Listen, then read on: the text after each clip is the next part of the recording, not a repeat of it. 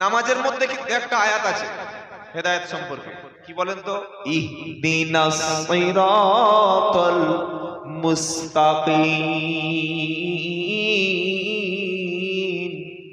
এটা আমরা বলি না? বলি না? আয় আল্লাহ তাআলা সঠিক সরল পথে হেদায়েতের রাস্তার উপরে সিরাতুল মুস্তাকিমের উপর পরিচালিত করো। সিরাতুল মুস্তাকিম কোন রাস্তা? হেদায়েতের রাস্তা কোনটা? মাই ইউতিইল্লাহা ওয়ার রাসূল ফাউলাইকা মাআল্লাযীনা আনআমাল্লাহু আলাইহিম মিনান নাবিয়িনা ওয়াস-সিদ্দিকিনা ওয়াশ-শুহাদা'i ওয়াস-সালিহিন ওয়া হাসুনা উলাইকা রফিকা। 5 পারা 8 পৃষ্ঠা প্রথম লাইনে সূরা নিসায় আল্লাহ পাক শোনাচ্ছে আল্লাহর নিয়ামত প্রাপ্ত হেদায়েত প্রাপ্ত দল হলো 4টি। একটা হলো নবীন, সমস্ত নবীরা হলো হেদায়েত প্রাপ্ত, জোরে বলুন সুবহানাল্লাহ। ওয়াস-সিদ্দিকিন, সমস্ত সিদ্দিকরা তারা হলো হেদায়েত প্রাপ্ত। ওয়াশ-শুহাদা, আল্লাহর রাস্তায় জান এবং মাল লাগিয়ে কুরবানি করে শহীদ হয়েছে যারা, আল্লাহর হেদায়েত প্রাপ্ত ব্যক্তি হলেন তারা। 4 নম্বর সালিহিন, নেক ব্যক্তি ছিলেন যারা, নবীদের দেখানো রাস্তায় চলেছে যারা, আল্লাহর কাছে হেদায়েত প্রাপ্ত হলো তারা। তাই নামাজে মুমিন বান্দা প্রত্যেক নামাজে দোয়া করে ইহদিনাস সিরাতাল মুস্তাকিম, আয় আল্লাহ সঠিক সরল রাস্তা তুমি আমাকে দেখাও, যে রাস্তায় নবীরা চলে গেছে, সাহাবারা চলে গেছে। হেদায়েতের মাপকাঠি হলো আল্লাহর নবী এবং সাহাবায়ে কেরাম। কারা হেদায়েতের মাপকাঠি? সাহাবাদের মতো। আপনি কলেমা পড়ে ঈমান এনেছেন লা ইলাহা ইল্লাল্লাহ, একজন কাফের যদি লা ইলাহা ইল্লাল্লাহ পড়ে সাথে সাথে কি হয়ে গেল? মুসলমান হয়ে গেল। সুবহানাল্লাহ বলতে ইচ্ছা করে না? হয়তো সে খাতনা মুসলমানি করেনি, গরুর মাংস খায়নি, নাম হরিপদ, নাম বিমল, নাম শ্যামল, নাম অমল, নাম কার্তিক, নাম গণেশ, নাম সূর্যপদ, কিন্তু লা ইলাহা ইল্লাল্লাহ মুহাম্মাদুর রাসূলুল্লাহ পড়েছে, সাথে সাথেই সে কি বলেন না? মুসলিম। এখন সেই ব্যক্তি যদি আল্লাহর জান্নাতে যেতে চায়, সেই ব্যক্তি যদি ঈমান নিয়ে কবরে যেতে চায়, তো সেই ব্যক্তিকে কোন ব্যক্তিদের দেখে সেই ব্যক্তি চলবে বলুন আপনারা? মসজিদের ইমাম দেখে, হাফেজ সাহেব দেখে, না পীর সাহেব দেখে, না মুফতি সাহেব দেখে, না কারি সাহেব দেখে? কোন ব্যক্তিদের দেখে সেই ব্যক্তি যদি জীবন যাপন করে তবে হেদায়েত পাবে বলতে পারবেন? আল্লাহর নবীর সাহাবাদের থেকে সেই ব্যক্তি যদি জীবন যাপন করে তো সেই ব্যক্তি জান্নাতি, বলুন সুবহানাল্লাহ। সাহাবাদের মধ্যে খোলাফায়ে রাশিদিন যারা, আবু বকর, উমর, উসমান, আলী রিদওয়ানুল্লাহ তাআলা আজমাইন, এই 4 জন খলিফা আল্লাহর নবী যাদেরকে জান্নাতের সুসংবাদ দিয়েছেন, সাহাবাদের পথ, খোলাফায়ে রাশিদিনদের পথটাই হচ্ছে আল্লাহর জান্নাতি পথ। সুবহানাল্লাহ বলবেন না? ঈমান যদি আপনাকে আনতে হয়, হেদায়েতের উপরে যদি টিকে থাকতে হয়, যদি আপনাকে মৃত্যু পর্যন্ত হেদায়েতের উপরে বেঁচে থাকতে হয়, পৃথিবীর কোনো ব্যক্তি নয়, পৃথিবীর কোনো হুজুর নয়, পৃথিবীর কোনো হাফেজ সাহেব, মুফতি সাহেব, কারি সাহেব, ফকির সাহেব নয়, সাহাবাদের যে ঈমান ছিল ওই ঈমানের উপরে যদি আপনি জমে থাকেন, মজবুত থাকেন, ধরে থাকেন, আপনি জান্নাতি, জান্নাতি, জান্নাতি। জোরে বলুন। কি করে বললেন? ফাইন আমানু বিমিসলি মা আমানতুম বিহি ফাকাদ ইহতাদাও। আবার বলছি, ফাইন আমানু বিমিসলি মা আমানতুম বিহি ফাকাদ ইহতাদাও ওয়া ইন তাওয়াল্লাও ফাইন্নামা হুম ফি শিকাক ফাসায়াকুফিকাহুমুল্লাহু ওয়া হুয়াস সামিউল আলীম। রহিম, প্রথম পারা 20 পৃষ্ঠা সূরা বাকারা, একদম উপর থেকে 4টে লাইন নিচে আল্লাহ পাক শোনাচ্ছে, হে বিশ্ববাসী শুনে রাখো, যদি তোমরা ঈমান আনো, যদি তোমরা হেদায়েতের উপরে চলতে চাও, তাদের মতো তোমরা ঈমান আনো যারা যারা হেদায়েত প্রাপ্ত হয়েছে, সাহাবাওয়ালা ঈমান তোমাদের নিয়ে এসো। আবু বকরও জান্নাতি, ওমর ফারুক জান্নাতি, উসমানও জান্নাতি, হযরত আলী রাদিয়াল্লাহু তাআলা আনহু জান্নাতি, রিদওয়ানুল্লাহি তাআলা আলাইহিম আজমাইন। সাহাবা কারা ভাই জানা আছে? জানেন না? যারা নবীকে নিজের চোখে দেখেছে, ইন্তেকালের সময় ও নবীকে ইন্তেকালের সময় ঈমান নিয়ে মারা গেছে। আল্লাহর নবীকে যারা দেখেছে আর ঈমান নিয়ে যারা মারা গেছে, ওনারা হলেন সাহাবায়ে কেরাম। জোরে বলবেন না সুবহানাল্লাহ। তাদের সংখ্যা ছিল প্রায় 1,24,000-এর মতো সাহাবা। সুবহানাল্লাহ। এতগুলো ব্যক্তি আল্লাহর নবীকে দেখেছে। আল্লাহর নবীকে যারাই দেখেছে, নবীর মতো নবীর কথা শুনে নামাজ পড়েছে, নবীর কথা শুনে হজ করেছে, নবীর কথা শুনে বিয়ে করেছে, নবী যেরকম বলেছে সেরকম চলেছে, যেরকম খেতে বলেছেন সেই রকম খেয়েছেন, নবী যে পোশাক পরতে বলেছেন সেই রকম পোশাক পরেছেন। আল্লাহ রাসূলের মহব্বত তাদের সামনাসামনি হয়েছে। একমাত্র তারাই সঠিক পথে ছিল। তাদের দেখে ফলো করলে আপনি অবশ্যই নবীর সাথে জান্নাতে যাবেন। জোরে বলতে পারলেন না?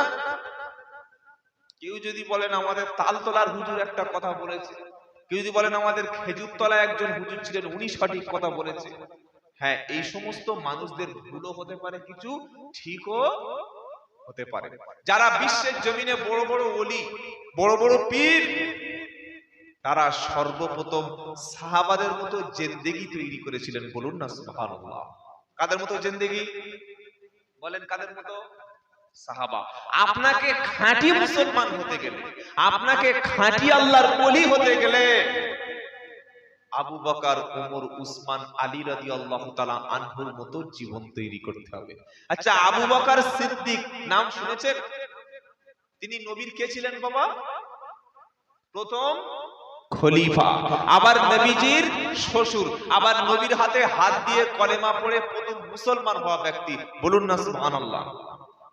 এই যে আবু বকরের নামের শেষে সিদ্দিকটা কেন বলা হচ্ছে? আজকে এখন বিভিন্ন জায়গায়, আমাদের ভারতবর্ষেও সিদ্দিক আছে, বাংলাদেশেও সিদ্দিক আছে, সব বলছে আমরা সিদ্দিকী বংশ, সবাই দাবি করছে। কিন্তু আবু বকর সিদ্দিকের যে ঈমান আর যারা দাবি করছে আমরা সিদ্দিকী, ঈমান কিন্তু পার্থক্য আছে না? বলেন না কেমন ঈমান? আল্লাহর নবী সাল্লাল্লাহু আলাইহি ওয়াসাল্লাম সবে মিরাজ থেকে ঘুরে এসে সবে বসেছে সকালবেলা, ফার্স্ট মর্নিং যখন বসেছে, প্রথম দেখা হবে তো সেই হতভাগার সঙ্গে দেখা হয়েছে। কি নাম? আবু জাহাল। কি নাম বলেন? আবু জাহাল। আবু জাহাল বললেন মুহাম্মদ, বলেন সাল্লাল্লাহু, নবীর নাম শুনে দরুদ শরীফ পড়বেন, সওয়াব দেবেন কে? আবু জাহেল বললেন মুহাম্মদ সাল্লাল্লাহু আলাইহি সাল্লাম প্রত্যেকদিন নতুন নতুন কথা, নতুন নতুন তথ্য, কবর সম্পর্কে বলো, জান্নাত জাহান্নাম সম্পর্কে বলো, আজকে কি কোনো নতুন বক্তব্য কিছু আছে? আল্লাহর নবী সাল্লাল্লাহু আলাইহি সাল্লাম বললেন, গত রাতে আল্লাহ তাআলা জিবরাইল পাঠিয়ে আমাকে মসজিদুল হারাম থেকে নিয়ে গেলেন মসজিদুল আকসা, সেখান থেকে 7টা আসমান পাড়ি দিয়ে সিদরাতুল মুনতাহা পাড়ি দিয়ে আল্লাহর আরশ আজিমের কাছাকাছি নিয়ে কোন কাজ করলে কি হবে, কোনটা কি হবে সবকিছু দেখিয়ে আমাকে ফিরিয়ে আনলো। এটা শুনে আল্লাহর নবী যখন ঘটনাটা বর্ণনা করলো, এটা শুনে তখন আবু জাহেলের মাথায় হ্যাং বোঝে। এই বাবা, যুবক ছেলেরা ফোন ব্যবহার করে হ্যাং বোঝো না, কোনো কাজ করে না, কি করবে? পিছনে যায় না, সামনে যায় না, হ্যাং হয়ে গেছে। আবু জাহেল বলল, সত্যি অনেকদিন পর একটা টাটকা খবর পেয়েছি, কি আশ্চর্য। আচ্ছা, এই মিরাজের ঘটনাটা সেদিন আবু জাহেলের মাথায় হ্যাং করেছিল কেন? সংক্ষেপে একটু ছোট করে বলবো, একদম সংক্ষেপে, এটা শোনার দরকার আছে। আর মিরাজ সম্পর্কে আমাদের ঈমান হলো আল্লাহ তাআলা তার রাসূল সাল্লাল্লাহু আলাইহি সাল্লামকে এই পৃথিবী থেকে সশরীরে আল্লাহর আরশ আজিমে নিয়ে গেছিলেন। জোরে বলবেন না সুবহানাল্লাহ। নবীজি শুয়ে আছেন রাত্রেবেলা এই রজব মাসে ঈশান নামাজের পরে রাতের গভীরে হঠাৎ জিবরাইল আসলেন। বুখারী মুসলিমের হাদিস। জিবরাইল এসে আল্লাহর নবী সাল্লাল্লাহু আলাইহি সাল্লামের কাছে, নবীর ঘরের উপরে কিন্তু যে ছাদের মতো অবস্থা ছিল, উপরে যেটা ছাউনি ছিল, ছাউনিটা একটু সরিয়ে আল্লাহর নবীর কাছে জিবরাইল আলাইহিস সালাম নাজিল হলেন। এসে বলছেন, আসসালামু আলাইকা ইয়া রাসূলুল্লাহ। রাসূল জেগে উঠেছে। জিবরাইল এত রাতে আর উপর থেকে আসছেন কেন? আচ্ছা বলুন, আপনার বাড়িতে যদি কোনো মেহমান আসে, হয় ঘরের সামনে থেকে আসবে, সামনে থেকে দরজা বন্ধ থাকলে পিছনের দরজা দিয়ে আসবে, তাই তো নাকি? তা না হলে জানালা দিয়ে আসবে। যদি উপর থেকে এসবেস্টার ভেঙে নামে, অবাক হবেন না? এ ভাই, এই এসবেস্টার ভেঙে নাম দিস কেন? বলবেন না? বলবেন না? তো জিবরাইলের আগে নবীর কাছে বহুতবার এসেছে, হাজার হাজার বার। কোনোদিন কিন্তু উপর থেকে চাল বা উপরের ছাউনি বা উপরের ছাদ এরকম ভেঙে সরিয়ে কোনোদিন আসেনি। এটা আসার কারণ হলো নবীজি বুঝতে পেরেছেন আজকে রাত্রে বেলা এমন একটা ঘটনা ঘটবে যে ঘটনা আমার জীবনে কখনো ঘটেনি। জোরে বলুন। জিবরাইল এসে নবীকে জাগালেন, জাগিয়ে বললেন, মুহাম্মদ সাল্লাল্লাহু আলাইহি ওয়াসাল্লাম আপনি উঠুন, ওযু করে নিন, শরীরের পোশাকটা আপনি পাল্টে নিন। আল্লাহর নবীকে তুলে নিয়ে হাতিমে কাবা বলে একটা জায়গা আছে, যারা হজে গিয়েছে দেখেছেন, কাবা শরীফের পাশে একটা ছোট বাউন্ডারি মতো জায়গা আছে, যে জায়গার নাম হলো হাতিমে কাবা। দেখেছেন কেউ? দেখেন নাই? আলহামদুলিল্লাহ। ওই জায়গায় আল্লাহর নবী সাল্লাল্লাহু আলাইহি সাল্লামকে শুইয়ে দিল। জমজমের পানি এনে জিবরাইল আলাইহিস সালাম নবীর বাম দিকে যেখানে হাড় থাকে, হৃৎপিণ্ড থাকে, ওই জায়গাটা কেটে ওপেন হার্ট সার্জারি করে ভালো করে আবার ওই শরীরের মধ্যে দিয়ে দিল। আল্লাহর নবী সাল্লাল্লাহু আলাইহি সাল্লামের অন্তরে যখন কাটা হলো, শরীরের বাম সাইডে যখন কাটা হলো, সোনার টুকরা একটা প্লেটে করে ঈমান আর হিকমত, ঈমান এবং হিকমত এই দুটি বস্তু আল্লাহর নবীর সিনার মধ্যে জিবরাইল ভালো করে প্রবেশ করিয়ে দিলেন, দিয়ে সেলাই করে দিলেন। এখন বিজ্ঞান ওপেন হার্ট সার্জারি করছে, করে না ভাই? হার্টের অ্যাটাক, হঠাৎ করে হার্ট অ্যাটাক হয়ে গেছে, হার্ট ব্লক হয়ে গেছে। আগে মানুষ হার্ট ব্লক হলে বাঁচতো না, এখন মেডিকেল অনেক উন্নত। সেজন্য বলি ভাই, আপনার ছেলেকে ডাক্তার করবেন। গ্রাম থেকে প্রয়োজনে চাঁদা তুলুন। যে ছেলেটা মাধ্যমিক উচ্চ মাধ্যমিকে ভালো নাম্বার পাচ্ছে না, এরকম একটা ছেলে যদি প্রত্যেকটা মহল্লায় কিংবা মসজিদ থেকে যদি 10 কাঠা জমি মসজিদের বেচেও, মসজিদের মহল্লাবাসী যদি টাকা চাঁদা তুলে ভিক্ষা করে, মসজিদের পক্ষ থেকে, গ্রামের পক্ষ থেকে একটা বড় ডাক্তার আমরা তৈরি করতে পারি। এই মহল্লায় কোনো গরিব মানুষ যদি বিপদে পড়ে, ওই ডাক্তার যে হসপিটালে কিংবা যে নার্সিং হোমে চাকরি করবে, মসজিদের মহল্লা থেকে, গ্রাম থেকে যখন চাঁদা তুলে ডাক্তারি করানো হবে, ওই ডাক্তারের কাছে এই গ্রামের কোনো মানুষ গেলে চিকিৎসা ফ্রিতে হবে না হবে না? এটা প্রয়োজন ছিল, অনেক আগে প্রয়োজন ছিল। সেই জায়গাটা খ্রিস্টানরা কভার করে ফেলেছে, সেই জায়গাটা অমুসলিমরা কভার করেছে। আমরা কি করেছি? আমরা একটা গ্রামে একটা জলসা দিলে হবে না, 6টা জলসা দিতে হবে। হালদার একটা, মন্ডল একটা, গাজীর একটা, লস্কর একটা, শেখ একটা, পাঠান একটা, সবাই বলছে আমাদের জলসা। আর 50টা লোক জলসায় থাকে না, 500 মাইক। কি দরকার আছে? মাধ্যমিক উচ্চ মাধ্যমিক পরীক্ষার সময় লাউড স্পিকার, এগুলো দেশীয় আইনে একেবারেই নিষেধ, কিন্তু আমরা সেটা পালন করছি। জলসায় লোক নাই আর মেলায় হাজার হাজার লোক। এটা বিভিন্ন এলাকায় হচ্ছে না, হয় না? কোনো লাভ নাই, কোনো লাভ নাই। 30,000 40,000 টাকার হাইব্রিড বক্তা আনছি, আর যিনি মসজিদের ইমাম তাকে 10,000 টাকা দিচ্ছে। 2 ঘন্টা বক্তব্য করে মোটামুটি বলে টাইমটা যে কোনো ভাবে গজল টজল সুর ধরে নেমে যাওয়ার সময় কি বলে জানেন? অবাক, উফ 2 ঘন্টা হয়ে গেল, আরো কিছু বলার ছিল বলতে পারলাম না। এখন খেলা করছেন নাকি? নেমে যাচ্ছে, বলছে ভাই কিছু বলতে পারলাম না। ভাই কথা কখন বলবে? মরে গিয়ে বলবে? প্রথম থেকে গল্প হাসি ঠাট্টা করে লাভার সঙ্গে কথা বলছে। মনে রেখে দেবেন, 30,000 40,000 টাকার ভিজিটের বক্তা এনে যে ডিমান্ড এত টাকা দিতেই হবে। অনেক হুজুর আপনি পয়সা নেন না? হ্যাঁ নি। পয়সা না নিলে চলবে কিভাবে? আসবো কিভাবে? বিভিন্ন জায়গায় তো যেতে হয়, মোটামুটি যাওয়া আসা একটা গাড়ি করে যে ভাই এত টাকা এরকম প্রয়োজন, আপনারা এটা দেবেন, ব্যাস হয়ে গেল। কিন্তু এত টাকা না দিলে যাব না, 500 টাকা কম দিলে কিয়ামতে বুঝে নেব, 500 টাকা কম দিলে আমি বদদোয়া করে তো 14 গোষ্ঠীকে জাহান্নামে পাঠিয়ে দেব। বুঝতে হবে তিনি একটা কমার্শিয়াল বিজনেসম্যান, তিনি প্রকৃত ইসলামের দায়ী কখনো নয়। এই মঞ্চে যদি কোনো বক্তাকে চাপান, আগে দেখবেন তার দুনিয়ার প্রতি কতটা লোভ আছে। কথা মনে থাকবে ইনশাআল্লাহ।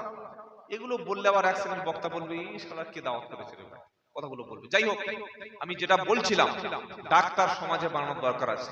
নবীজির ওপেন হার্ট সার্জারি হলো, কল, হৃৎপিণ্ড, হৃদয় একদম ফেড়ে ঈমান আর হিকমত জিবরাইল আলাইহিস সালাম আল্লাহর নবীর কলবের মধ্যে প্রবেশ করে দিলেন। সুবহানাল্লাহ। এই নবীর হার্ট ওপেন সার্জারি 4 বার হয়েছিল, বলুন না সুবহানাল্লাহ। আচ্ছা, আল্লাহর নবীর হার্ট বা ওপেন সার্জারি করে জিবরাইল আল্লাহর পক্ষ থেকে ঈমান দিয়েছেন, হিকমত দিয়েছেন, কিন্তু আমাদের সার্জারিটা মসজিদে কি হয়? হয় না। মাদ্রাসায় হয় না, হসপিটালে হয়ে হয়তো আমাদের ভিতর থেকে হার্ট পরিষ্কার করে। ঈমান, আমল, হিকমত, আল্লাহর দেওয়া জ্ঞান, এগুলো কি কোনো ডাক্তারখানায় দেয়? দেয় না। এগুলো নেওয়ার প্রয়োজন আছে কোথায়? এগুলো ডাক্তারখানায় গেলে পাওয়া যাবে তো? হার্টের ডাক্তারের কাছে গেলে ঈমান পাওয়া যাবে না? এগুলোর জন্য কোথায় যেতে হবে? হাক্কানি ওলামা যারা, রব্বানি আলেমে যারা, তাদের মজলিসে বসবেন, কোরআনের মজলিসে বসবেন, জিকিরের মজলিসে বসবেন, দ্বীনের মজলিসে বসবেন। আল্লাহ ওয়ালাদের মজলিসে বসলে ঈমানকে আল্লাহ, হিকমতকে আল্লাহ বাড়িয়ে দেবে। জোরে বলুন না সুবহানাল্লাহ। মদখোরদের মজলিসে বসলে, কয়েক মাস মদখোরের মজলিসে বসলে আস্তে আস্তে মাতাল হবে। হবে না? হবে না? বলেন না।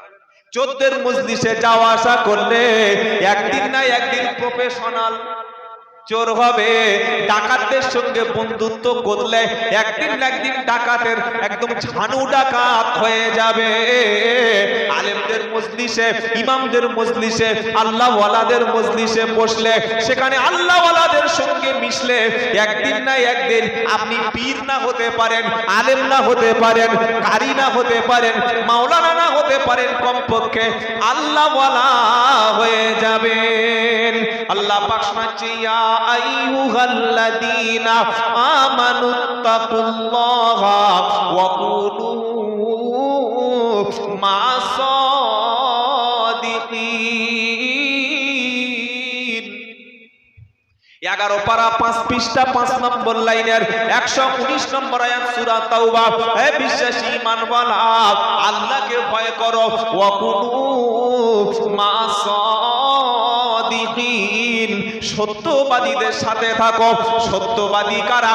এটা সূরা হুজরাতে আল্লাহ পাক বলছে, ইন্নামাল মুমিনুনাল্লাযীনা আমানু বিল্লাহি ওয়া রাসূলিহি সুম্মা লাম ইয়ারতাবু ওয়া জাহাদু বিআমওয়ালিহিম ওয়া আনফুসিহিম ফি সাবিলিল্লাহি উলাইকা হুমুস সাদিকুন। 26 পারা সূরা হুজরাতে 16 নম্বর আয়াত আল্লাহ পাক শোনাচ্ছে, খাঁটি মুমিন তারা আল্লাহ এবং রাসূলের উপরে ঈমান আনার পরে আর কোনো সন্দেহ পোষণ করে না। তাদের যে সম্পদ আছে, তাদের যে জীবন আছে, জীবন এবং মাল, এ দুটো দিয়ে আল্লাহ রাস্তায় সংগ্রাম করে যারা, আল্লাহ রাস্তায় জিহাদ করে যারা, ঈমানের দাবিতে, ওরাই হলো সত্যবাদী। সকলে বলুন, নেককার ব্যক্তিদের সাথে বন্ধু করব, বলুন ইনশাআল্লাহ। যাদেরকে চা খাওয়াচ্ছেন, যাদের পিছনে ঘুরছেন, যেন সে বন্ধুটা আল্লাহওয়ালা হয়। আপনার মেয়েকে বিয়ে দেবেন, ভাই ঠকতে হবে আপনাকে যদি ছেলেটার মধ্যে আল্লাহর কোনো ইলম না থাকে, যদি নামাজি না হয়, যদি চরিত্রবান না হয়। মদখোর পয়সাওয়ালার হাতে মেয়ে দিয়ে কি লাভ ভাই? বলে অনেক লেখাপড়া শিখেছে, কিন্তু বিয়ের পরে স্ত্রীকে নিয়ে থাকে ছেলেটা ফ্ল্যাটে, বৃদ্ধ বাপ মাকে দেখে না। এই রকম শিক্ষার 4 পয়সা দাম নাই। অনেক অনেক, যা ডিগ্রি গুণে শেষ করা যাবে না, কিন্তু ভাই বোনের সাথে কোনো সম্পর্ক নাই, এই ডিগ্রি কোনো লাভ নাই। তাই আজ থেকে সকলে নিয়ত করি, আপনার ছেলেকে বিয়ে দেওয়ার সময়, আপনার মেয়েকে, আপনার বোনটাকে বিয়ে দেওয়ার সময় পয়সাওয়ালা, তার কত জমি আছে, জায়গা আছে, ডিগ্রি আছে, এগুলো দেখার আগে প্রথমে দেখবেন ছেলেটা, ছেলের বাপটা, ছেলেটার ফ্যামিলি আল্লাহওয়ালা, নামাজি, পরেশগার কিনা, দেখবেন ইনশাআল্লাহ। যদি দেখেন তাহলে আর ঠকবেন না। আর যদি আল্লাহওয়ালা, নামাজি, পরেশগার না দেখে শুধু পয়সা, শুধু ডিগ্রি, শুধু সৌন্দর্য দেখে মেয়েকে পাঠিয়ে দেন, 6 মাস পরে তখন খালি চোখের পানি পড়বে আর মনে হবে কোন মৌলবীর তাবিজ দিলে খালি আমার মেয়েটা ভালো হবে। তখন তাবিজ দূরের কথা, গোটা কুরআনুল কারীম যদি আপনার মেয়ের গলায় ঝুলিয়ে দেন, ওমাল আর ভালো হবে। মনে থাকবে ইনশাআল্লাহ। এই মনে থাকবে বাবা, গোবরের কাছে গিয়ে যদি কেউ খুশবু তালাশ করে পাওয়া যাবে? যাবে না। গোবর ডাঙায় গিয়েছে, যেখানে গোবর, কিন্তু সেন বার হচ্ছে না, সেন নেই কেন? আরে গোবর তো গোবর, ওখানে সেন আছে নাকি? মদখোর, সুদখোর, চরিত্রহীন, লম্পট, বেনামাজি, তার কাছে মেয়ে দিয়ে কখনো মেয়েকে সুখী করবেন এটা আশা করবেন না। কথা মনে থাকবে ভাই। আল্লাহ হেদায়েত করে বলুন আমিন। নবীর অন্তর ফেলে দিল, সেলাই করে দিল, দেওয়ার পরে জিবরাইল আলাইহিস সালাম আল্লাহর পক্ষ থেকে বুরাক নিয়ে হাজির হয়ে গেছে। বলুন সুবহানাল্লাহ। বুরাকটা প্রচুর লাফাচ্ছে, একদম শুধু লাফ দিচ্ছে। জিবরাইল বললেন থামো। কে বললেন? জিবরাইল বললে বুরাক থামো, তুমি লাফাচ্ছ কেন? এত দ্রুত তুমি লাফ দিচ্ছ কেন? তুমি কি জানো না তোমার উপরে সওয়ার হবে সেই ব্যক্তি আল্লাহর পরে সবচাইতে বেশি সম্মান যিনি, তিনি হলেন মুহাম্মদ সাল্লাল্লাহু আলাইহি সাল্লাম।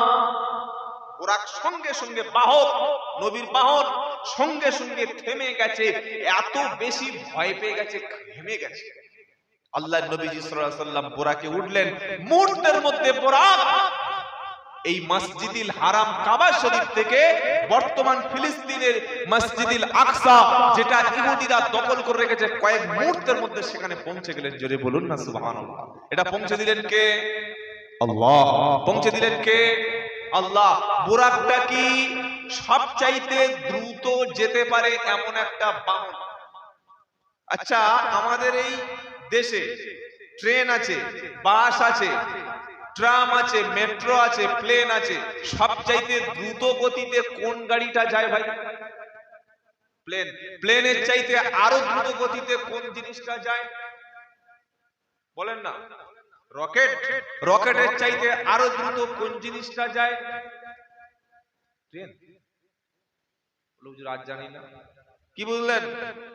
রকেটের চাইতে আরো দ্রুত গতিতে একটা বস্তু আছে, সেটা ড্রোন। জানেন ড্রোন? Rocket launcher. এমন ড্রোন আবিষ্কার করেছে আমেরিকা, 10,000 কিলোমিটার এখান থেকে দ্রুত গিয়ে সেই জায়গায় টার্গেটে আঘাত আনতে পারে। আল্লাহু আকবার। ইসরায়েল আবিষ্কার করছে ড্রোন। আমেরিকা থেকে বসে ইরাকে মানুষ মারছে, আমেরিকা থেকে বসে রাশিয়ায় মানুষ মারছে, আমেরিকাতে বসে মিশরে মেরে ফেলে দিচ্ছে। আর আমরা মুসলমানরা বসে বসে মসজিদে ঝগড়া করছি। কেউ বলছে এই দরুদ শরীফটা চলবে, কেউ বলছে এই দরুদ শরীফটা চলবে না। তারা রকেট বানাচ্ছে আর আমরা মসজিদে বসে বসে দরুদ শরীফ এর মধ্যে নিয়ে ঝগড়া করছি। তারা রকেট বানাচ্ছে, আমরা মুসলমানদের মধ্যে নানান দল বার করছি। কে বলছে ফুরফুরা জান্নাতি, ও বলছে তাবলীগ জান্নাতি, ও বলছে এই দলটা জান্নাতি। দল বাড়াতে ব্যস্ত আছি ভাই। দল একটা, সেটার নাম হচ্ছে ইসলাম। বলুন সুবহানাল্লাহ। আমরা সকলে আহলুস সুন্নাহ ওয়াল জামাতের মানুষ, হানাফি মাযহাবের মানুষ। আমরা কোরআন হাদিস ইজমা কিয়াস আলেম ওলামা ইমাম হাক্কানি আলেমদের সোহবতে আছি এবং ভবিষ্যতে থাকবো ইনশাআল্লাহ। বলেন ইনশাআল্লাহ। ইসলামের মধ্যে আর দল বাড়াবেন না। প্রয়োজনে দুটো ড্রোন আবিষ্কার করুন। সবচাইতে দ্রুত বাহন নিয়ে চলে আসলো জিবরাইল, তার নাম হচ্ছে বুরাক। বুরাকটা তাকাবে যত দূর, তার দৃষ্টি যত দূর যাবে, এক লাফে তত দূর পৌঁছাতে পারে। বলুন সুবহানাল্লাহ। অনেক শিক্ষিত প্রশ্ন করবে যে আল্লাহর নবী সাল্লাল্লাহু আলাইহি সাল্লাম কিভাবে এক রাতে গেল, সে প্রশ্ন সামনে আসছে। আল্লাহর নবী যখন মসজিদুল হারাম থেকে মসজিদুল আকসায় গেল, গিয়ে সমস্ত নবীরা মসজিদুল আকসায় এসে যেখানে তিনি সমস্ত নবীরা তাদের উট নিয়ে ঘোড়া নিয়ে যে দড়িতে বাহন বেঁধে দিত, আল্লাহর নবী এসে সেই বোরাক সেখানে বেঁধে ফেললো। জোরে বলুন সুবহানাল্লাহ। নবীজি 2 রাকাত নামাজ পড়ালেন। আদম থেকে ঈসা আলাইহিস সালাম পর্যন্ত সমস্ত পয়গম্বরেরা ওই মসজিদুল আকসাতে এসে নবীর পিছনে 2 রাকাত নামাজ পড়ে নিলেন। শুধু নবী আমাদের নবী নয়, তিনি হলেন সাইয়্যিদুল মুরসালিন।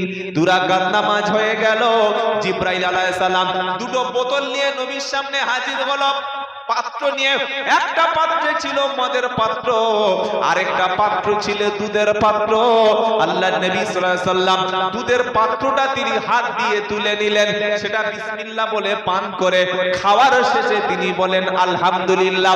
জিবরাইল বললেন, আল্লাহর নবী আপনি দুধের বোতলটা না নিয়ে যদি মদের বোতলটা হাতে নিয়ে পান করতেন, আপনার উম্মত সবাই গোমরাহি হয়ে যেত, কাউকে আরো কখনো হেদায়েত বানানো যেত না। মসজিদুল হারাম থেকে মসজিদুল আকসায় গেল। বলুন গল্প বলছেন, দলিল কি আছে বলো? কোরআন শোনাচ্ছে, সুবহানাল্লাযী আসরা বিআবদিহি লাইলাম মিনাল মসজিদিল হারাম ইলাল মসজিদিল আকসা। একদম 15 পারার প্রথম পৃষ্ঠা প্রথম লাইনে সূরা বানী ইসরাঈলের 1 নম্বর আয়াতে আল্লাহ পাক শোনাচ্ছে, বরকতময় তিনি, পবিত্রময় তিনি, যিনি তার বান্দাকে রাতের ভ্রমণ করিয়েছেন, ইসরা করিয়েছেন মসজিদুল হারাম থেকে মসজিদুল আকসায়। এরপরে আল্লাহ তাআলা জিবরাইলকে দিয়ে ওই নবী মুহাম্মদ সাল্লামকে বোরাকে বসিয়ে দিলেন। দ্রুত গতি সম্পন্ন প্রথম আসমানে গেল। আসমানের দরজার আগে জিবরাইল পৌঁছে গেল, নবীজি পৌঁছে গেল। উপর থেকে আওয়াজ এলো, কে? জিবরাইল বলল, আনা জিবরাইল। সাথে আছে কে?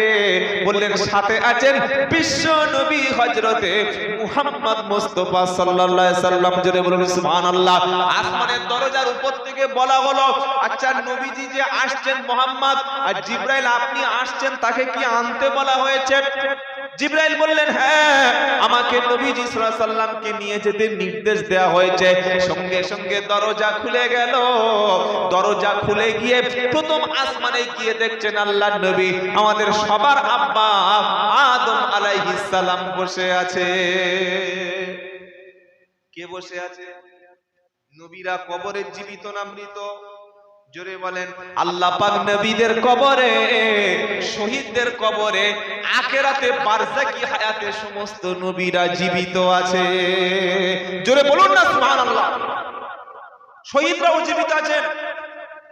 আদম আলাইহিস সালামের ডান দিকে প্রচুর লোক বসে আছে, বাম দিকে প্রচুর লোক বসে আছে। আদম আলাইহিস সালাম ডান দিকে তাকাচ্ছেন, হাসছেন, বাম দিকে তাকাচ্ছেন, কাঁদছেন। জিবরাইল বললেন, মুহাম্মদ সাল্লাল্লাহু আলাইহি জিজ্ঞাসা করলেন, কি ব্যাপার? আদম আলাইহিস সালাম বললেন, আমার ডান দিকে যে ব্যক্তিগুলো বসে আছে এরা সকলে আল্লাহর জান্নাতি ব্যক্তি। বলুন সুবহানাল্লাহ। আর বাম দিকে যারা বসে আছে এরা জাহান্নামী। দ্বিতীয় আসমানে একই অবস্থা। গিয়ে দেখলেন হযরত ঈসা আলাইহিস সালাম বসে আছে। তৃতীয় আসমানে গিয়ে দেখলেন আল্লাহর নবী হযরত ইউসুফ আলাইহিস সালাম বসে আছে। নবীজি ইউসুফ আলাইহিস সালামকে দেখে তিনি দুনিয়ায় ফিরে এসে বললেন, আল্লাহ তাআলা পৃথিবীতে অর্ধেকটা সৌন্দর্য নবী ইউসুফ আলাইহিস সালামকে দান করেছিলেন। কত সৌন্দর্য! আল্লাহু আকবার। একে তো মানুষ সুন্দর, কি বলছেন? পৃথিবীর সবচেয়ে সুন্দর কারা? লাকাদ খালাকনাল ইনসানা ফি আহসানি তাকওয়িম। আল্লাহ পাক বলছে, আমি সবচাইতে আশরাফুল মাখলুকাত হিসাবে মানুষকে সর্বোত্তম হিসাবে সৃষ্টি করেছি। জোরে বলো, ওয়ালাকাদ কাররামনা বানি আদম ওয়া হামালনাহুম ফিল বাররি ওয়াল বাগর।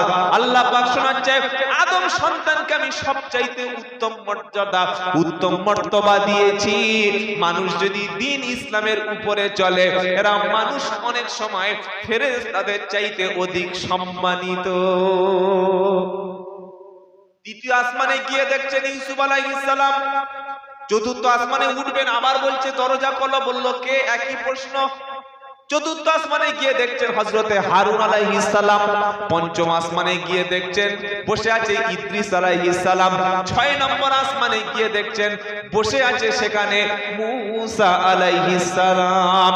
সপ্তম আসমানে গেছেন, আবার একই প্রশ্ন উপর থেকে বলছে কে? বললামই জিবরাইল। প্রশ্ন করা হলো সাথে কে? জিবরাইল বললেন এসেছে মুহাম্মদ, দরজা খোলো। বলল আল্লাহ কি আসতে বলেছে? বলল হ্যাঁ। বললে দরজা খুলে দাও। 7 নম্বর আসমানের দরজা যখন খোলা হলো, দরজা খুলে দেওয়ার সাথে সাথে আল্লাহর নবী ইব্রাহিম আলাইহিস সালামকে দেখতে পেলেন। ইব্রাহিম আলাইহিস সালাম বাইতুল মামুরে হেলান দিয়ে বসে আছে। বাইতুল মামুরটা কি? ফেরেশতাদের ইবাদতের জায়গা। জোরে বলুন সুবহানাল্লাহ। দুনিয়ায় কাবা শরীফের ঠিক উপরে, সেন্টারের উপরে দুনিয়ায় কাবা শরীফ যেখানে, 7 তাবক আসমানে বাইতুল মামুর ঠিক আছে সেখানে প্রতি মুহূর্তে 70,000 ফেরেশতারা যেখানে ইবাদত করে। একবার যদি সেই জায়গায় ফেরেশতারা ঢুকে পড়ে আর জীবনে কখনো তাদের, জোরে বলেন, আসার সুযোগ হয় না। ইব্রাহিম আলাইহিস সালাম সেখানে হেলান দিয়ে বসে আছে। সেখান থেকে চলে গেল সিদরাতুল মুনতাহা। সিদরাতুল মুনতাহা হলো আল্লাহর আরশ আর দুনিয়া, অর্থাৎ দুনিয়ার শেষ স্টেশন আল্লাহর আরশের প্রথম শুরু। জায়গাটার নাম হলো সিদরাতুল মুনতাহা। ওটা হলো বর্ডার এলাকা। কি এলাকা? বর্ডার। পৃথিবীর কোন মানুষ সেই জায়গায় যাওয়ার কোনো অধিকার, যেতেই পারবে না। আল্লাহর নবীজি চলে গেলেন, lakh lakh million billion trillion kilometre রাস্তা পাড়ি দিলেন কয়েক মুহূর্তের মধ্যে।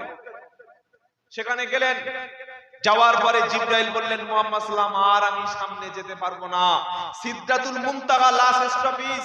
যদি আমি সামনে আর এক চুল অগ্রসর হই পুরো ছাই হয়ে যাব, যাওয়ার ক্ষমতা নাই। আল্লাহর নবী ভয় পেলেন, চলে গেলেন আল্লাহর আরশ আজিম। আল্লাহ পাক মুহাম্মদ সাল্লাল্লাহু আলাইহি ওয়াসাল্লামকে সর্বপ্রথম যে দায়িত্বটা দিলেন, উম্মতকে 50 রাকাত নামাজ পড়ার নির্দেশ দিলেন। জোরে বলুন সুবহানাল্লাহ। কত ওয়াক্ত নামাজ? 50 ওয়াক্ত। আমরা পড়ি কত ওয়াক্ত? সবাই 5 ওয়াক্ত পড়ি কি না? তবে আপনারা যারা এসেছেন বেশিরভাগ ইমাম সাহেব বসে আছেন দেখে বোঝা যাচ্ছে, তাই তো? 5 ওয়াক্ত নামাজ পড়বেন, বলুন না ইনশাআল্লাহ। বলেন ইনশাআল্লাহ। নবীজি ফিরে আসছেন, দেখা হলো মুসা নবীর সাথে। মুসা নবী বলল মুহাম্মদ সাল্লাল্লাহু আলাইহি ওয়াসাল্লাম কি খবর, কি কথা হলো? বলল সবকিছু হলো। আল্লাহ পাক আসার সময় দিলেন আমার উম্মতের জন্য 50 ওয়াক্ত নামাজ।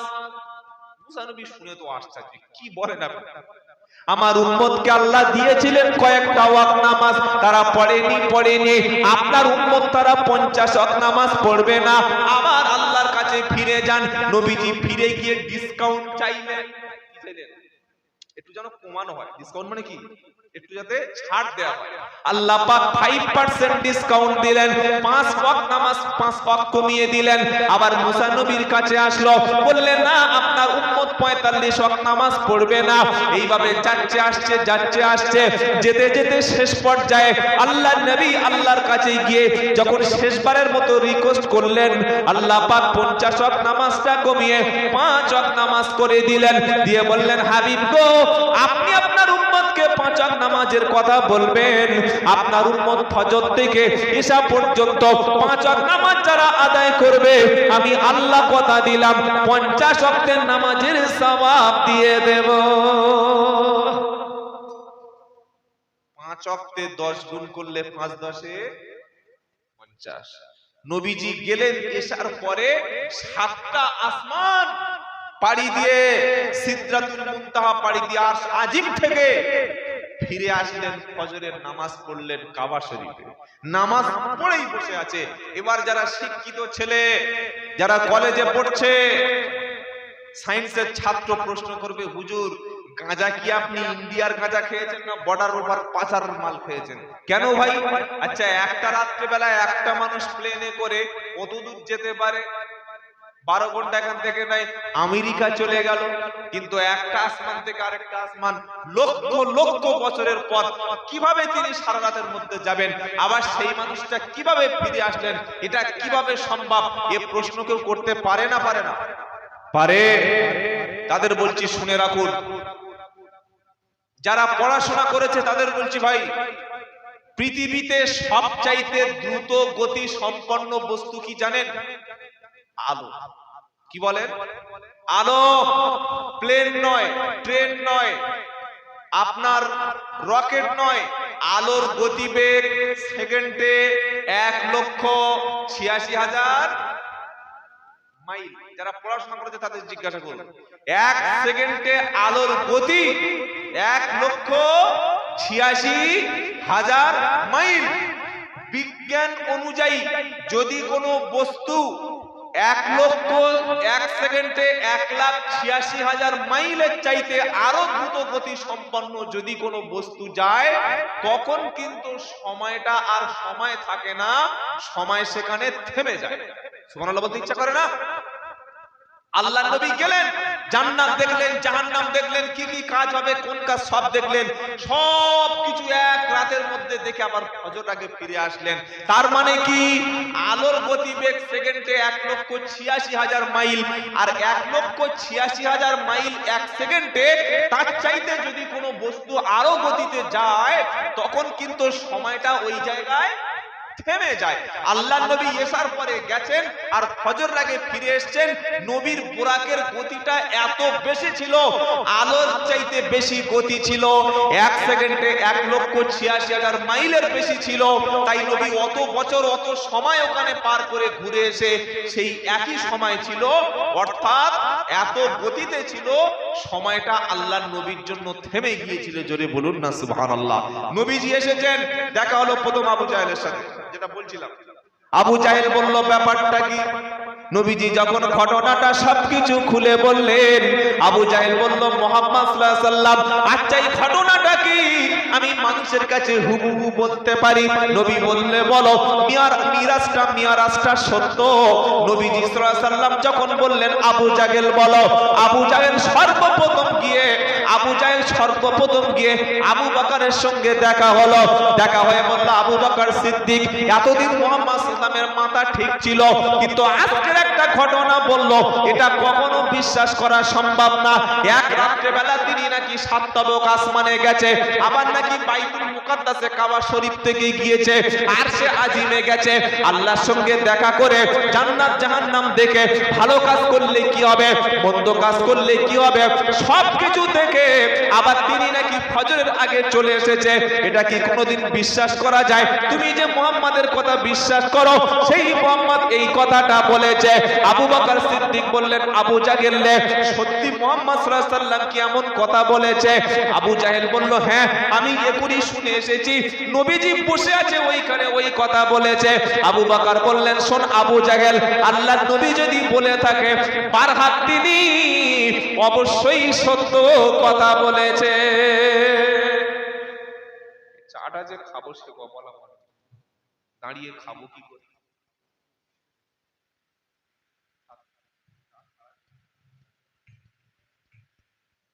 এই বাবাজিরা, আবু জাহেল মনে করলো যে আজকের নবীর অসম্মান করব, আর প্রথম দেখা যায় আবু বকর সিদ্দিক বললেন, হ্যাঁ, যদি সত্য তিনি গিয়ে থাকেন তাহলে ঘটনাটাও সত্য। বলুন সুবহানাল্লাহ।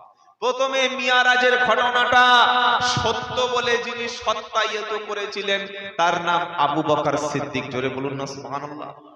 তিনি দ্রুত ফিরে আসলেন, আসসালামু আলাইকা ইয়া রাসূলুল্লাহ, হুজুর এই ঘটনা ঘটেছে। আল্লাহর নবী বলেন, আবু বকর তুমি বিশ্বাস করো না? আবু বকর সিদ্দিক বলেন, ইয়া রাসূলুল্লাহ আপনি বলেন কি?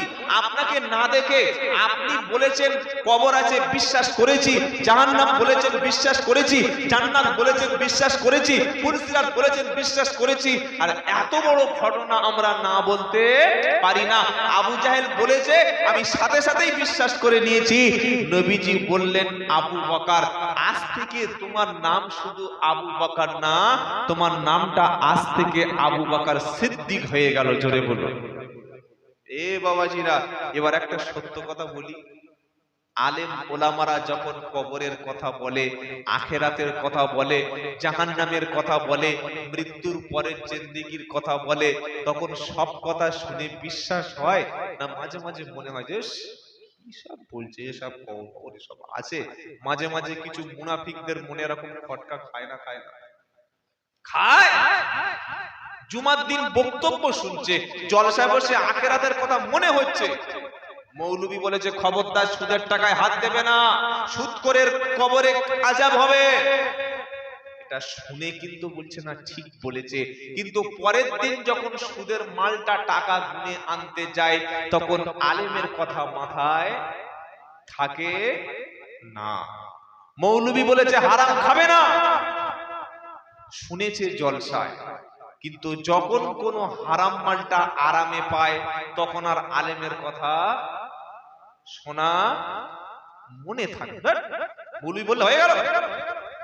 ঠিক এই রকম যাদের পরিস্থিতি, শোনে ভালোভাবে, সুবহানাল্লাহ বলে, ইনশাআল্লাহ বলে, মাশাআল্লাহ বলে, নারাই তাকবীর হুজুর বলে, হুজুর যা বলছে ঠিক বলে, কিন্তু নিজের বাস্তব জীবনে আর আমল থাকে না।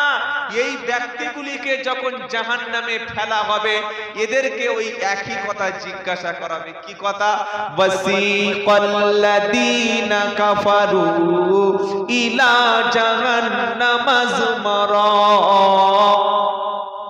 হাত্তা ইদা জাউহা ওয়া ফুতিহাত আবওয়াবুহা ওয়া ক্বালা লাহুম খাযানাতুহা আলাম ইয়াতিকুম রুসুলুম মিনকুম ইয়াতুলুনা আলাইকুম আয়াতি রাব্বিকুম ওয়া ইউনদিরুনাকুম লিকা ইয়াউমিকুম হাদা ক্বালু বালা। এই কলু বলাটা আল্লাহ জিজ্ঞাসা করেছিলেন কখন মনে আছে বাবা? রুহের জগতে, আমাদের পৃথিবীতে আসার আগে যে জগতে আমরা সবাই ছিলাম, জগৎটার নাম কি? রুহের জগৎ, আলমে আরওয়াহ, রুহের জগৎ। সেই জগতে আমরা আল্লাহকে কি বলেছিলাম? কলু বালা, হ্যাঁ অবশ্যই স্বীকার করে নিয়েছি। আরে একই কথা ঠিক কখন বান্দা বলবে জানেন? যখন কাফেরদেরকে জাহান্নামে ফেলে দেওয়ার প্রস্তুতি নেওয়া হবে। ওয়াসিকাল্লাযীনা কাফারু ইলা জাহান্নাম যুমারা, 24 পারা 5 পৃষ্ঠা 5 নম্বর লাইনে 71 নম্বর আয়াত, সূরার নাম জুমার। কাফির বান্দা, কাফির অস্বীকারী কাফেরদেরকে যখন জাহান্নামের দিকে যখন নিয়ে চলে যাওয়া হবে, আগে থেকে তাদের জন্য দরজাগুলি সব খুলে রাখা হবে। তাদেরকে জিজ্ঞাসা করা হবে আলাম ইয়াতিকুম রুসুলুম মিনকুম ইয়াতুলুনা আলাইকুম আয়াতি রাব্বিকুম ওয়া ইউনদিরুনাকুম লিকা ইয়াউমিকুম হাদা। প্রথম প্রশ্ন হবে ইয়াতিকুম রুসুলুম মিনকুম, হে কাফেররা জাহান্নামীরা তোমরা বলো তোমাদের কাছে আমার পক্ষ থেকে কোন বার্তা বাহক কি গেল না? কোন নবী এসেছিল? নবীর সংখ্যা কত জোরে বলেন? 1,24,000, মতান্তরে 2 লাখ। সকলে বলুন 1,24,000 মতান্তরে। কত বড় ডাহা ভুল কথা বক্তা বলে গেছে। কোন শিক্ষিত ব্যক্তি শুনলে কথাটা বাইরে গিয়ে হাসবে, বলে হুজুর কি ব্যাপার? একটা লোকের পুকুরে মাছ আছে, বেয়াই এসে বলছে কত মাছ পুকুরে ছেড়েছো? বললে বলা যাবে না। বললে বলো বেয়াই। বললে আমার পুকুরে 40 কেজি অথবা 500 কেজি মাছ আছে। এটা পাগলের মতো কথা হলো না শিক্ষিত লোকের মতো কথা হলো? জোরে বলেন। হয় 40 কেজি অথবা 50 কেজি, দুটো হতে পারে, হ্যাঁ না না বলেন? এখান থেকে লোক ধর্মতলায় মমতা ব্যানার্জির মিটিং এ গেছে, পাড়া সিপিএম এর লোকেরা বলছে ভালো লোক জমেনি। তৃণমূল লোক বলছে অনেক লোক হয়েছে, জানিস আমার দিদি অনেক লোক জোগাড় করেছে। তো বলছে কত লোক গেছে বল? তৃণমূলের লোক তখন এসে বলছে জানিস 1 লাখ থেকে অন্তত 1,20,000 বা 10,000 লোক হবে। কিন্তু কোন তৃণমূলের লোক যদি এসে বলে 1 লাখ কিংবা 3 লাখ, 1 লাখ কিংবা 2 লাখ লোক হয়েছে, কথাটা ঠিক না ভুল? ঠিক না ভুল? হয় 1 লাখ বা 1,10,000 হবে, 1 লাখ বা 2 লাখ, এটা কোনদিন হয়? 1 লাখ 2 লাখ হয়, একটা লাখ পরিবর্তন। তো কেউ জিজ্ঞাসা করছে নবীদের সংখ্যা কত, আমরা বক্তব্য অনেকে করি কিন্তু ভেবে কথা বলি না। 1,24,000 মতান্তরে 2,24,000। আচ্ছা মত কোনদিন 1 লাখ বেড়ে যেতে পারে? হ্যাঁ, মত কোনদিন 1 লাখ কমে যেতে পারে? হয় 5-10 হাজার কম বেশি হবে, অন্তত 20-30 হাজার কম বেশি হবে। আমরা বলছি বক্তারা কি 1,24,000 মতান্তরে 2,24,000, এরকম কোন সংখ্যা আল্লাহ কোরআন হাদিসে নির্ধারণ করে নাই। তবে যত নবী এসেছিলেন আমানতু বিল্লাহি ওয়া মালাইকাতিহি ওয়া কুতুবিহি ওয়া রুসুলিহি, যত নবী রাসূল এসেছিলেন 1 লাখ হোক 3 লাখ হোক আর 2 কোটি হোক, সমস্ত রাসূলদের উপরে আমরা ঈমান এনেছি। জোরে বলুন না সুবহানাল্লাহ। এটাই হচ্ছে আমাদের সঠিক। যদি কেউ বলে যে 1,24,000 নবী আর সত্যি যদি 2,24,000 নবী হয় তাহলে 1 লাখ নবী মাইনাস হয়ে গেল। আবার যদি কেউ গ্যারান্টি দিয়ে বলে 2,24,000 নবী, সত্যি যদি 1,24,000 নবী হয় তাহলে 1 লাখ নবী ভার করে নেওয়া হলো না ভাই? আসল ব্যাপারটা যত নবী রাসূল এসেছিলেন একমাত্র কে জানেন? আল্লাহ। কিয়ামতে জিজ্ঞাসা করবে কাফেরদের জাহান্নামে দেওয়ার আগে, আলাম ইয়াতিকুম রুসুলুম মিনকুম, আল্লাহর পক্ষ থেকে তোমাদের কাছে কি কোনো বার্তা বাহক গেল না? কোন নবী কি ছিল? নবীর উম্মতরা শিরক বলবে হ্যাঁ নবী ছিল। আল্লাহ পাক শোনাচ্ছে নবীদেরকে জিজ্ঞাসা করব উম্মতদের কাছে বার্তা পৌঁছেছো কিনা বলো, আর উম্মতদেরকে জিজ্ঞাসা করব নবীরা সঠিক খবরটা পৌঁছেছে কিনা বলো। এজন্য আল্লাহর নবী বিদায় ভাষণে বিদায় হজের সময় তিনি উম্মতদের সামনে বলে গেছে, উম্মত রে 23টা বছর দিনে রাতে সকালে দুপুরে খেয়ে না খেয়ে মার খেয়ে আমি কি সত্য বাণী তোমাদের কাছে পৌঁছে দিয়ে গেছি? উম্মত সেদিন বলেছে ইয়া রাসূলুল্লাহ, অবশ্যই আপনি সত্য বাণী পৌঁছে দিয়েছেন।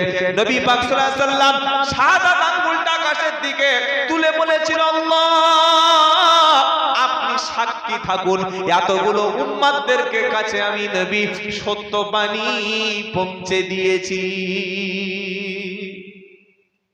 কোন মানুষ কিয়ামতের দিন যাতে না বলতে পারে আল্লাহ আমি তো কোরআন শুনিনি, আল্লাহ আমার কাছে কোনো নবী তো আসেনি, কোনো ওলি আসেনি, কোনো পীর দিনের কথা বলেনি, কোনো আলেম তোমাকে বোঝায়নি, এই কথাটা আর কেউ বলতে পারবে না। এখন বলতে পারবে? এখন জলসায় আর কি বক্তা আসে? একটা মোবাইলে 200 টাকার নেট মারলে কয়েক লাখ বক্তা। কি বলছেন আপনারা বলেন? আজ থেকে 10 বছর আগে কোনো লোক যদি সে একদম সুন্দরবন এলাকায় বাস করত আর সে যদি কোনো আলেম ওলামাদের কাছে না যায়, বা সেই গ্রামে যদি মসজিদ মাদ্রাসা না থাকে, বা সেই গ্রামে যদি কোনো দাওয়াতের কাজ না হয়, কোনো কলেমার প্রচার যদি সেখানে না পৌঁছায়, আজান যদি না হয়, জলসা যদি না হয়, কোনো আলেম যদি তার কাছে দ্বীনের কথা না বলে, সেই রকম লোক হয়তো বলতে পারতো যে আল্লাহ আলেম ওলামা আমার কাছে যায়নি, তাই আমি নামাজ কি জানি না, জাহান্নাম কি জানি না, জান্নাত কি জানি না, আখিরাত কি জানি না। আজকের ইন্টারনেটের যুগে কোন লোক বলতে পারবে আল্লাহ জান্নাত জাহান্নাম জানি না? বলতে পারবে? খালি মোবাইলে একটা বক্তব্য শুনলে হয়, হাজার হাজার বক্তা কোরআন হাদিস যুক্তি তর্ক ইজমা কিয়াস ফিকহ ফারায়েজ সায়েন্স হিস্ট্রি ম্যাথমেটিক্স সব দিয়ে বুঝিয়ে বুঝিয়ে বলে দিচ্ছে, জাতি সব শুনছে। কিয়ামতে কেউ অভিযোগ করতে পারবে না যে আল্লাহ আমাদের অশুনে। বলতে পারবে কেউ? বলা যাবে না। প্রথম প্রশ্ন হবে বলো যে সত্যি কি তোমার কাছে আমার পক্ষ থেকে কেউ বার্তা পৌঁছে দিয়েছে? এই যে মসজিদে আজান হয়, আজানের মানে কিন্তু কি জানেন? সতর্ক করা। আজানের মানে কি? আল্লাহু আকবার, আল্লাহু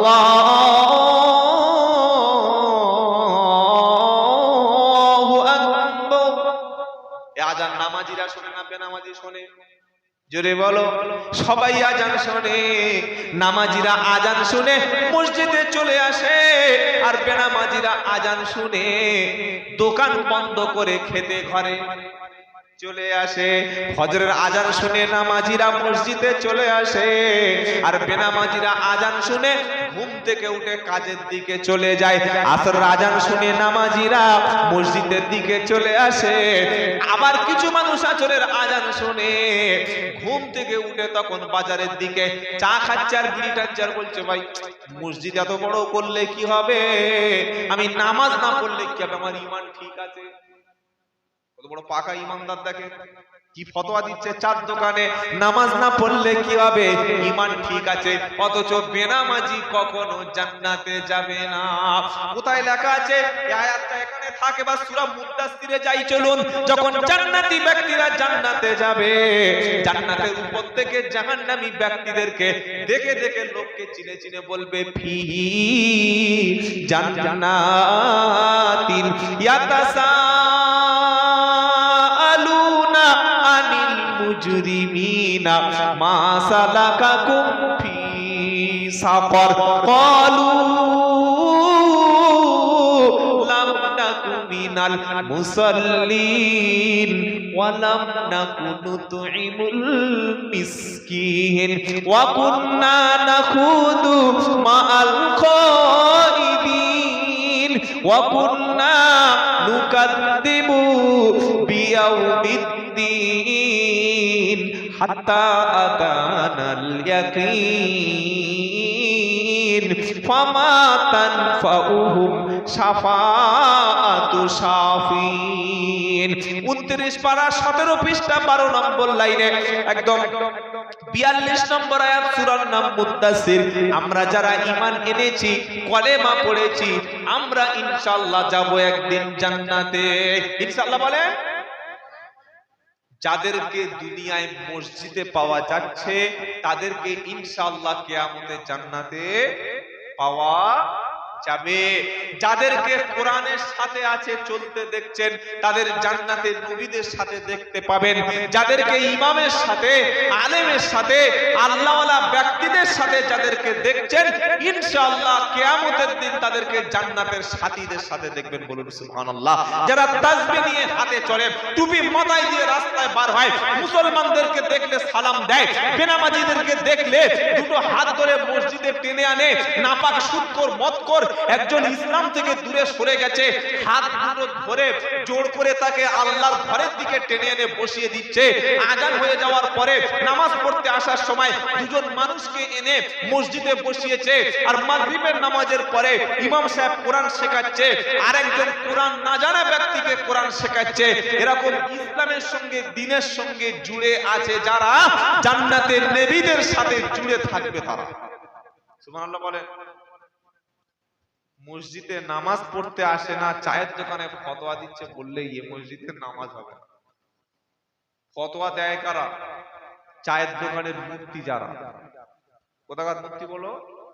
চায়ের দোকানের মুফতি। প্রকৃত মুফতি যারা ভাই, তারা কিন্তু ফতোয়া ফটফট করে সব জায়গায় দেয় না। আর যারা চা খেতে খেতে চাখোর মুক্তি হয়ে যায়, এক কাপ চায়ের মধ্যে 40 পাতা ফতোয়া দিয়ে দেবে। কথা বুঝেছেন না বোঝেন নাই? কথা কিছু বুঝেছেন? চায়ের দোকানে বসে বসে ফতোয়া দিচ্ছে, বলছে বাড়িতে বসে বসে নামাজ পড়লে হয়, মসজিদে জামাতে যাওয়ার দরকার কি আছে? কত বড় পাকা মাল একবার চিন্তা করুন। আল্লাহ এরকম চাখোর মুক্তিদের হাত থেকে হেফাজত করে বলুন আমিন।